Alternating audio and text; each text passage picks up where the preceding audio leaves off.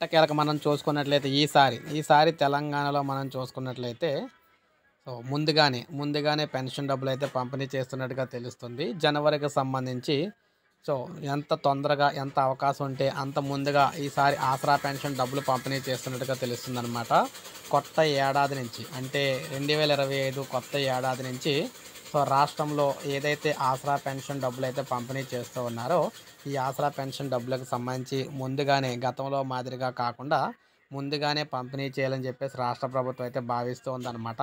పక్క రాష్ట్రమైన ఆంధ్రప్రదేశ్‌లో మనం చూసుకున్నట్లయితే మొదటి తారీఖునే పెన్షన్లు అయితే పంపిణీ చేస్తూ ఉన్నారు. కానీ తెలంగాణలో మాత్రం అలా జరగటం లేదనమాట.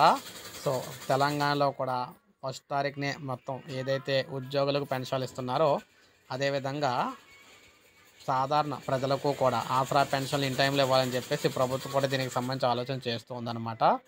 తొందరలోనే ఆసరా పెన్షన్ డబ్బులు ఇన్ టైంలో అయితే వస్తాయని చెప్పేసి చెప్తున్నారు. అందుకే మనకి ఈ వీడియో చేయడం అయితే జరుగుతుందన్నమాట.